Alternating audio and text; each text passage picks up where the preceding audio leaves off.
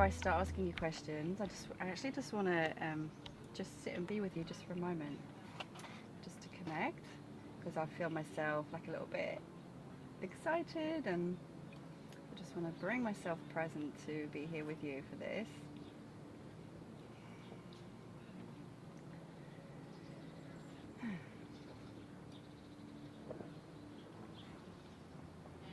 I like your eyes. My ass. Your eyes. I like your ass too. I just thought he said your ass. You thought I said ass? Yeah. Well, I do like your ass, but I was thinking about your eyes. Thank you. Both ways.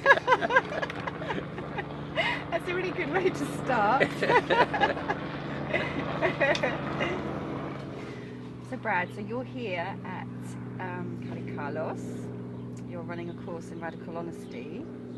I read your book, I don't know exactly how many years, but like, it feels like it was 7 or 8 years ago. And it made a really big impact on me. I felt really grateful to read your words, and it was like stepping into someone saying the truth that I'd always wanted to hear. So thank you for that, even though I You're can't welcome. remember what the book's about really now, if I'm honest, because it's such a long time ago. So what I want to do is ask you some questions about radical honesty and what it is. So that's my first question is, this is something that you've developed and you're traveling around the world teaching, you've written books about it. So what is radical honesty? It's talking about what you notice without distorting anything. So radical honesty is basically reporting what you notice. And everything you can notice in the world can be easily divided into 3 parts. You can notice what's happening right now outside of you. Mm-hmm. You can notice what's going on within the confines of your own skin right now. Mm-hmm. And you can notice what's going through your mind right now. Okay. And that's all there is. There isn't anymore. So I call it inside, outside, upside down, because what's going through your mind is usually just mostly bullshit. And so the idea is to be able to ground yourself in your experience, that is your experience in your body and in your capacity to notice. And that noticing is much more important than thinking. Thinking is useful if you're centered in noticing. If you're not centered in noticing, thinking just makes you crazy. Mm-hmm. So yeah, that's a really good thing. So what is the difference between noticing and thinking? Noticing is done with your eyes and ears and senses. Thinking is done with your so-called mind. So it's based on, although it's basically 3 minds. You have recordings of everything that happened to you in your life, in your brain. You have recordings of comparisons of those things in your brain. Right. And you have a mind that's based purely on reactivity. Those recordings get stimulated because you see something or hear something and you don't know why you came up with an idea, but it wasn't from thinking. It's just jumped into your mind. And thinking is what's the chatter that's going on, the mind chatter that's going on all the time. And all the meditation practices are for you to stand back and observe that instead of just follow it. Okay. So meditation practices is a part of this. It is, yeah. Oh, my mind's going off in 2 different directions now. Uh-huh. So if I say the word body mind, does that not correspond to your way of thinking about things then? That there's a connection between the mind and the body? Well, when you're integrated and paying attention to your whole experience of being here, you are in your body, centered, and also able to observe your mind without ignoring or running away from your centeredness in your body. Okay, that makes sense. And what leads you away from attention to your bodily experience of being is your frenetic mind. And I'm basically not in alignment with the whole history of Judeo-Christian culture, which tells you that thinking is the most important thing in the world. And radical honesty says probably it comes in third. Okay, so this is good. This is really clear. Thank you. So, how and why did you develop this? Why did it suddenly become something that was important for you to discover and then teach?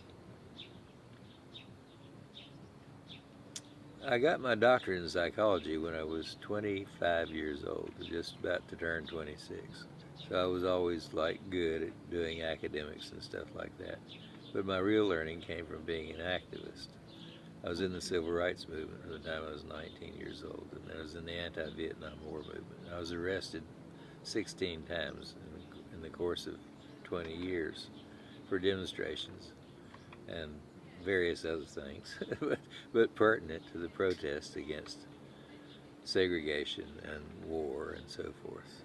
And I learned then, I was a hippie, and I was in Haight-Ashbury in the Summer of Love, and I had a school bus, and I lived in it, went back and forth across the United States and America. I was one of the people that brought about the whole psychedelic revolution.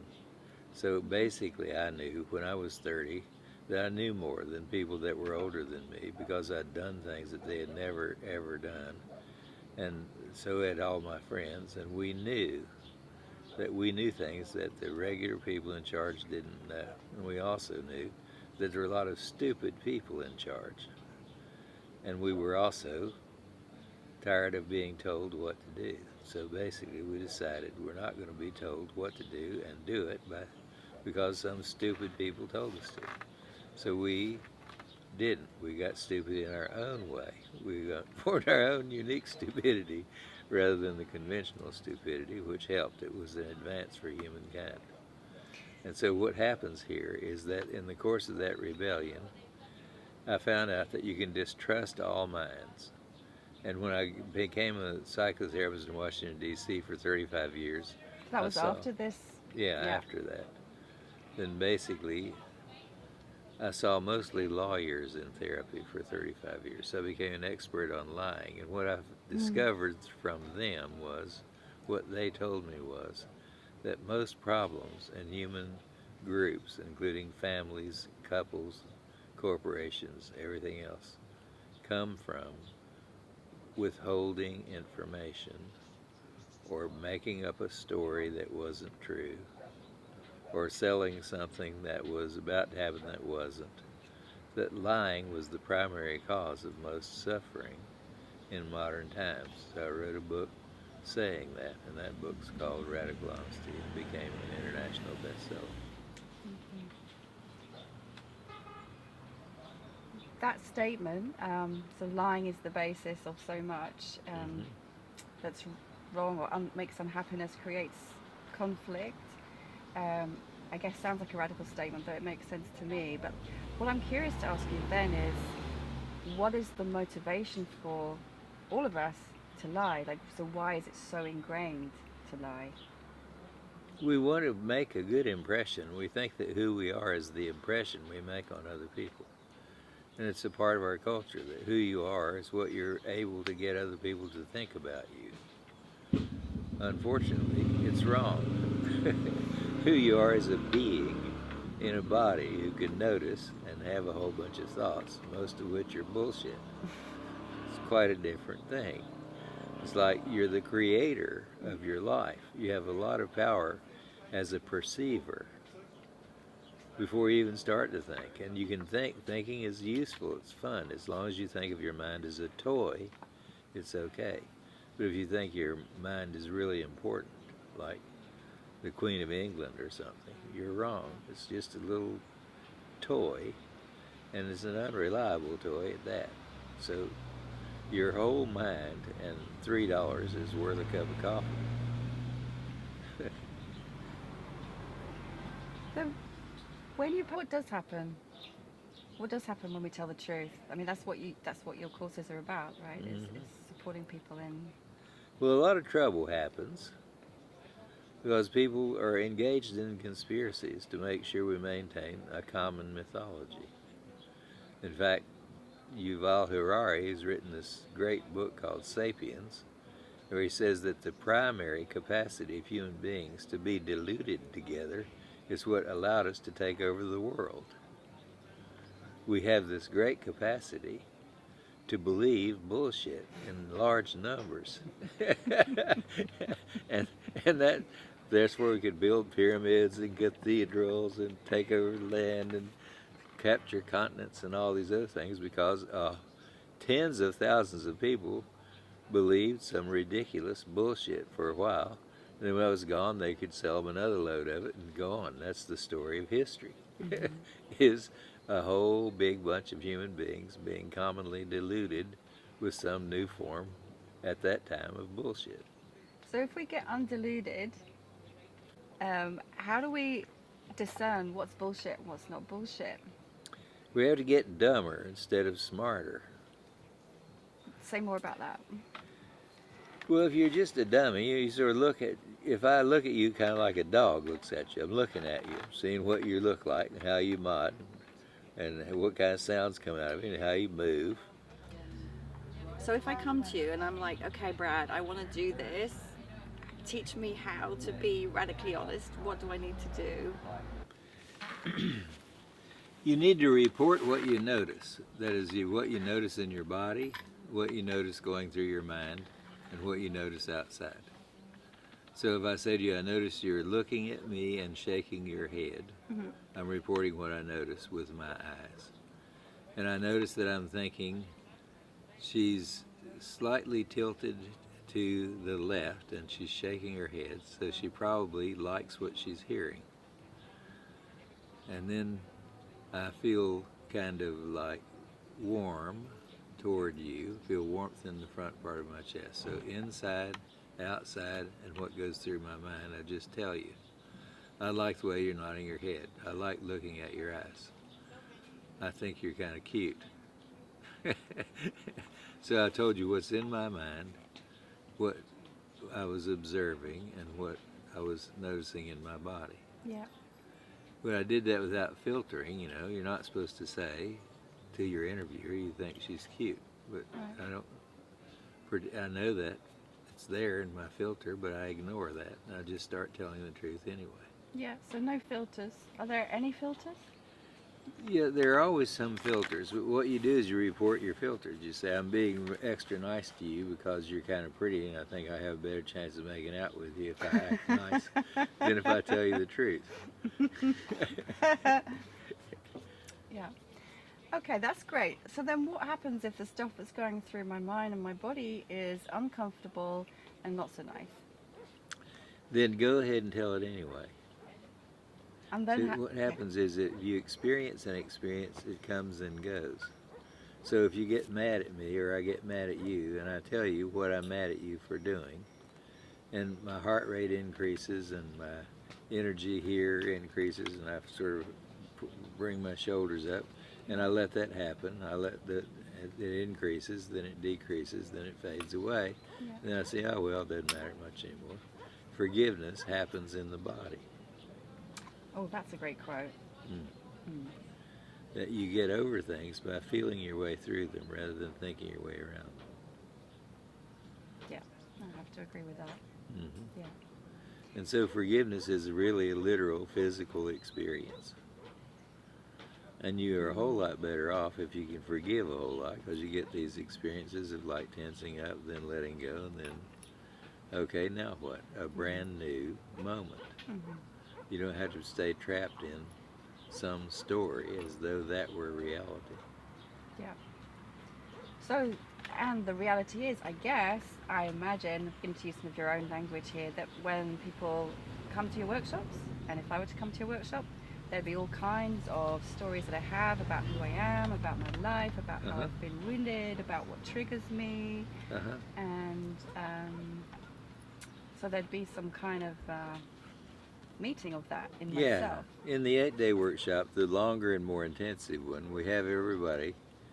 In the evenings, we have story time, and the two people get an hour each to tell the whole story of their life, and it's videotaped. And people ask questions, they answer them, they get told when it's 15 minutes, 30 minutes, 45 minutes, and so forth.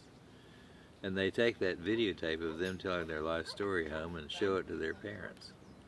and show it to their wives or husbands and their ex-wives and ex-husbands, boyfriends, girlfriends, kids, whatever.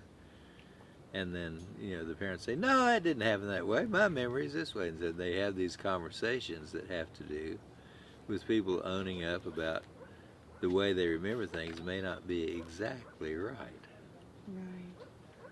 And you think, well, do I have to distrust my own memory? Yes, you do, because your own memory made a lot of mistakes. You didn't record everything exactly right.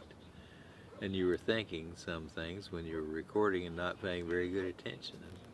So you're living out of a story and a record of a story that's not entirely accurate. Well, can we ever know? I mean, is there a No, we can't. truth? This is why Mark Twain said, I don't have a prejudiced bone in my body. All I have to know is that the individual is a human being. It doesn't get any worse than that. It's like we're distorting what our records are. And one of the reasons we need to be honest with each other is because we've all got different twists on the bullshit we stored in our mind. And if we can share honestly, we might figure out roughly what actually happened rather than just whatever our pitch is that we recorded reality to prove. Yeah. So I've got just a couple more questions. So one is about what happens when this kind of honesty creates a reaction in another that may create some conflict. So particularly if I'm interacting with somebody, say, who doesn't have a knowing of this process, and I just blurt out with something like, you've just really pissed me off. I think you're a selfish bastard or something. Most people probably would take that quite personally and react, and that could lead to a conflict. So then how would I deal with that as somebody who's practicing radical honesty and take responsibility for the interaction? Well, you would own that it's your judgment that you make yourself mad with. And you would say, I want to tell you exactly what I think of you so I can get over that and we can relate. And so I resent you for saying or doing something. And you tell them and they get upset. So then you be upset together. Being upset together is a kind of a nice thing because you also have the chance of getting over being upset together. So at 8 o'clock I may hate your guts, and at 8:15 we go out and get a beer and put our arm around each other and say, I'm so glad we had this conversation. Because what happens is when you share things honestly, it has a little bit of excitement in it, and you don't know exactly how it's going to go, and you're not controlling it the way you usually do. And what happens is it turns out fine because your attentive being and their attentive being are really interested in paying attention to each other. What's the attentive being? Our whole ability to perceive and pay attention, the actual skill in doing it, your eyes and ears and so forth, wants to work. It wants to just be there, noticing things, like little babies. The thing that's so endearing about little kids is that they're totally in their attention. So I have this book called Radical Parenting, which says that people think, what should I teach my kid? Don't teach them a damn thing, learn from them. You touch their feet and say, all right, Guru, what should I do today? Because they're reminding you of what you forgot about being alive as a noticing being. And alive noticing beings don't make as many mental mistakes because they keep going back into noticing. There was this argument for 300 years among existentialist philosophers and theologians, starting back with Kierkegaard and going forward to Sartre and Camus and a whole bunch of others. The argument was, are you a human being or a human doing? Are we being or doing? Or what's more important, being or doing? Finally, Jean-Paul Sartre said, after 300 years of everybody arguing about it, you cannot separate your being and your doing. But people said, well, when you're being, you have trouble doing. When you're doing, you have trouble being. Being is noticing. Doing is building something, making something happen. So finally, the greatest philosopher of the 20th century came along. His name was Frank Sinatra. And he said, doobie-doobie-doo. And doobie-doobie-doo is the way to do it. Yeah. Yeah, doobie-doobie-doo. Yeah, that's absolutely. it. Yeah. So, when people come to your courses and learn this stuff and take it out into the world, what changes for them? They have more trouble, and they have more intimate and powerful relationships. And they have more affiliations with other people that they stay with. Like they become friends for a long time with people that they co-create together. They start recognizing that working together is more fun if it's more like playing together. And they start being happy that other people contribute to them by their thoughts and noticings. And it's not so much competitive as it is cooperative. And basically, love breaks out and ruins everything. So you're a hippie through and through. I'm still a hippie, that's right. Yeah. So one final question, Brad. After all that you've done so much and you're still doing, is there something new that is kind of a new project or a new passion that you're working on right now?